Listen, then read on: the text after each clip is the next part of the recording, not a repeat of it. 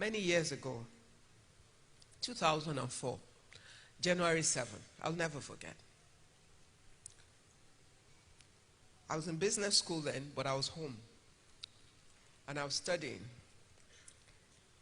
And I got a call from Tayo Adereokun, God bless his soul. It was after 9 o'clock. Network news was on. And he called to say, did you listen to the news? I said, no, brother, I'm busy, I'm studying. And he said, they just banned every form of furniture from coming into Nigeria. I said, eh. He said, I'm telling you, they just shut down your business and you are saying, eh. I said, it's okay, it is well. He said, how can it be well? I said, don't worry, brother, it is well. The it is well came out of my spirit. It didn't come out of my flesh. Because it definitely wasn't well. As at that point, I had spent 15 years building this business. And if all of a sudden, government just makes an announcement that literally shuts down 15 years of my life, and I started the business at 25 going on 26, that's my youth. Dropped the phone, told my husband, we went to watch the recap of the news, listened to the news. I said, and then people started calling me, and I was the one assuring everybody, don't worry, it is fine. How is it if I said, don't worry, it is fine? What was my assurance? The God that I knew. Why? 3 years before, the Lord asked me, what if government does what they did? 3 years. And I thought, okay. So I will do this, I'll do this, I'll do this. I did all the preliminary work. I had all the reports, but I didn't execute. So when that happened, I knew that there was good in it for me. I didn't quite understand it, but I knew there was good in it for me. Why? What gave me my assurance? I sat down and I said to myself that without a doubt, I am certain that I am where the Lord has established my feet. And I was walking in the will of God. So check your walk, because it affects your mindset. If you're walking outside of the will of God, when situations come, fear and condemnation will take hold of you.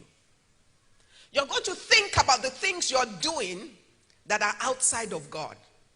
And you're going to start self-accusation. Because you're going to be saying, is it because of this? Is it because of that? Is it because... You will not be able to focus. Our conversation over the next 2 days might be a little hard. But this is family talk. And we talk truth so that we can have our victory. And I said, God, I know you. You are not a wicked God. And the Bible says to me that your thoughts towards me, they are thoughts of good and not of evil, to bring me to an expected end. The Bible says you delight in my prosperity. You are not a wicked God. Therefore, I am sure that you will not establish my feet upon the rock and kick the rock from under my feet. That's not you. They that know their God.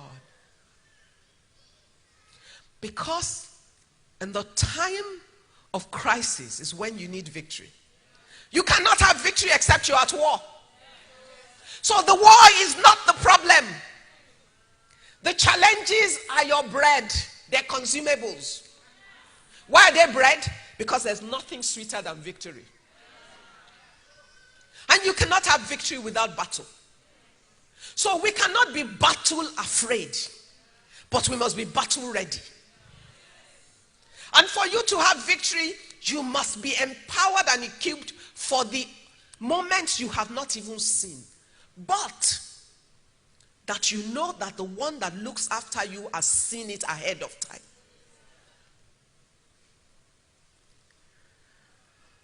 So I said, you will not kick the rock from under my feet. So I'm certain that whatever this is, which I do not necessarily understand, but I know you, and I know that you have said all things work together for my good. Therefore, there must be good in this situation for me.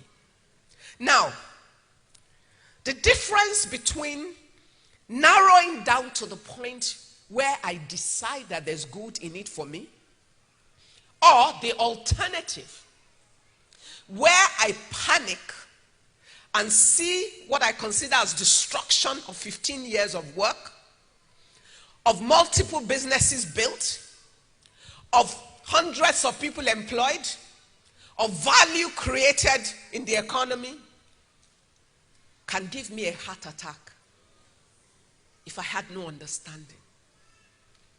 Or can push me away from facing the roar of the lion to running in the direction of where the female lion is waiting. And what did that mean in that situation? It was an option between becoming a smuggler, because the laws changed. And if I decided that I had to continue in that business because I know that God called me to it, even though I know that God called me to it, I could misinterpret his purpose for this situation. I could then decide, well, God, I don't know how else to do this, but I can smuggle the furniture, and what will I become? A smuggler. Does that glorify God? Where is the honor? I definitely won't be standing here today. The integrity label will not have stuck, because before then, that was my name. In the middle of that crisis, I had to prove my name. Who you say you are is easy when a season of prosperity and joy and celebration. But the substance of who you are is tested only when you're at war and in the season of challenges. And victory does not exist outside of troubles.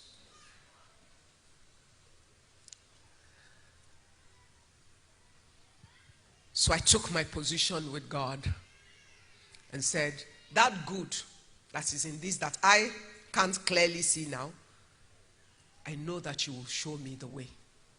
Then I said to all my staff, nobody is going anywhere. Just stay calm. I'm not firing anybody. We're not doing anything. Lord, guide me.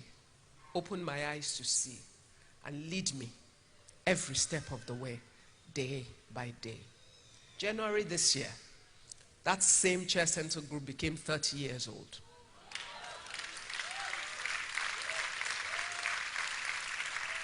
Out of that crisis, we set up 2 additional companies. Before then, there was no office seating European standard factory in sub-Saharan Africa. My French partners, who we ended up investing together and setting up here, were producing for us, but I've never invested anywhere outside of Europe. Nigeria was definitely not going to be their first choice. It looks impossible. But after I had reached a point that there was good in it for me, I had the courage to ask for the impossible things. And I went to the largest office seating manufacturer in England, in France, and one of the top 10 in the world, sat across from a large team and said to them, come to Nigeria with me and let's set up manufacturing together. They laughed, but little did they know that though I was sitting on one side alone, I had the whole of heaven